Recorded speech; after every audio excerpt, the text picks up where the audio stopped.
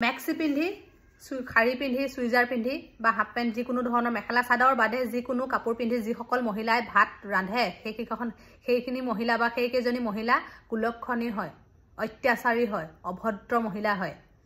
তেনেকৈ বুলি এগৰাকী মানুহে ভিডিঅ' বনাই আছে যে বোলে মেক্সি পিন্ধি সুইজাৰ পিন্ধি বোলে হেৰি পিন্ধি শাড়ী পিন্ধি এইবোৰ পিন্ধি বোলে ভাত বনাব নাপায় বোলে পুৰুষসকলক আদেশ দিছে বোলে যিগৰাকী মহিলাই বোলে মেক্সি পিন্ধি সুইজাৰ পিন্ধি ভাত বনায় সেইগৰাকী মহিলাই বনোৱা ভাত পুৰুষসকলক নাখাবলৈ আহ্বান জনাইছে যে আপোনালোকে যিগৰাকী মহিলাই ধৰি লওক সুইজাৰ পিন্ধি মেক্সি পিন্ধি শাড়ী পিন্ধি ভাত বনায় সেইগৰাকী মহিলাই ভাত বনালে নাখাবলৈ কৈছে বোলে তুমি বোলে মেখেলা চাদৰ পিন্ধি বনালেহে ভাত খাবলৈ কৈছে।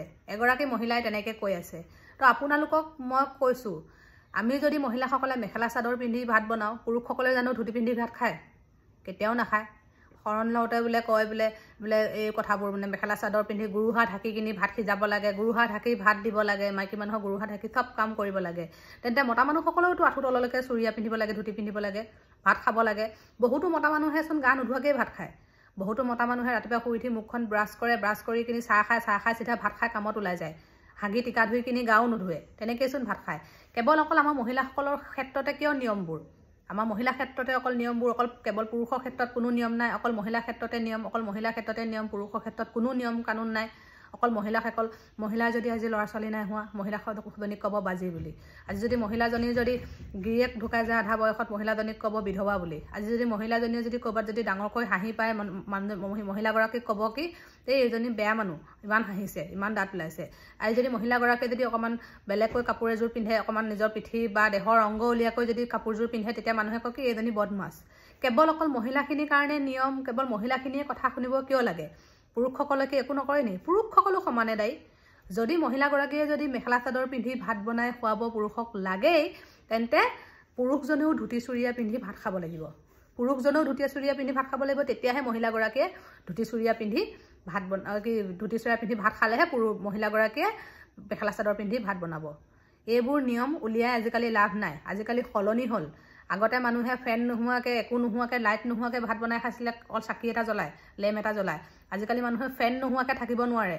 ইমান গৰমত মানুহে যাৰ ঘৰত AC আছে তেওঁলোকেতো ভালেই, যাৰ ঘৰত অকল ফেন এখন আছে তেওঁলোকে গৰমত দিনত থাকিব নোৱাৰে। ইমান ঘৰত গৰম, তাৰ মাজত কোনোবা মেখেলা চাদৰ পিন্ধি ভাত বনাব নেকি? আৰু আজিকালি মানুহে 2 মহল 3 মহল ওপৰত মানুহে থাকে, তাত AC যদি নাথাকে সেই মানুহৰ কি মানুহজনীয়ে কি ব্লাউজ পিন্ধি একদম ভৰি তললৈকে মেখেলা চাদৰ পিন্ধি চাদৰ লৈ ভাত বনাব নেকি ইমান গৰমত? মানুহে সকলোৱে নিজৰ সুবিধা অনুযায়ী কাপোৰ পিন্ধি ভাত বনালে হ'ল। মুঠতে বনাওঁতে পৰিষ্কাৰ পৰিচ্ছন্নভাৱে মনটো ভাল কৰি বনালে হ'ল। কথা সিমানেই। কোনে কি কাপোৰ পিন্ধি বনাইছে সেইবোৰত মাত মাতিবলৈ কোনো দৰকাৰ নাই। গম পালে? কিছুমানে বহুত নিয়ম নীতি দেখায়, এনেই নিয়ম নীতি দেখায়। তেওঁ নিজৰ ঘৰখনতে একো চম্ভালিব নোৱাৰে, লোকক আকৌ নিয়ম নীতি শিকাব যায় বোলে মেখেলা চাদৰ পিন্ধি ভাত বনাব লাগে, কিবা কৰিব লাগে। নবনাই। এতিয়া মই ইয়াত ঘৰত চুইজাৰ পিন্ধিছোঁ, মোৰ ঘৰত কোনো ক'ব লগা মানুহ নাই। আৰে মোৰ সুবিধা অনুযায়ী মই ওলাই যাওঁ দিনটোলৈ, মই যিটো পিন্ধি এতিয়া এইটো পিন্ধিলোঁ, পটককৈ পিন্ধিবলৈ 1 মিনিটো নালাগে, খুলিবলৈও 1 মিনিট নালাগে। মেখেলা চাদৰ পিন মৰা, এইফালে পেট ওলাইছে নি চোৱা, এইফালে পিঠি ওলাইছে নেকি চোৱা, কিমান কাম থাকে। সেইটো কাৰণে কৈছোঁ যিগৰাকী মানুহে কৈ থাকে যে মাইকী মানুহে মেখেলা চাদৰ পৰিধান কৰি ভাত সিজাব লাগে নহ'লে পুৰুষসকলে খাব নালাগে, সেই পুৰুষসকলকো কৈ দিছোঁ আপোনালোকৰ যদি মহিলাগৰাকীয়ে যদি মেখেলা চাদৰ পিন্ধি ভাত নাৰান্ধে নহয় আপুনি নিজে ৰান্ধি খাব। বুজিলে? যি পিন্ধি ৰান্ধি দিছে সেয়াই ভাত খাব আপোনালোকে। বুজিলে নাই? যদি ইমান অজুহাত দেখাবলৈ মন যায় তেতিয়াহ'লে নিজেই ৰান্ধি খাব। গম পালে? মহিলা কোনো মেচিন নহয় আপোনালোকৰ মতে চলি থাকিবৰ কাৰণে, পুতলা নহয় আপোনালোকৰ মতে নাচি থাকিবলৈ কাৰণে। ধন্যবাদ। মই মমতাজ। আকৌ এটা নতুন ভিডিঅ'ৰ সৈতে আপোনালোকক লগ পাম।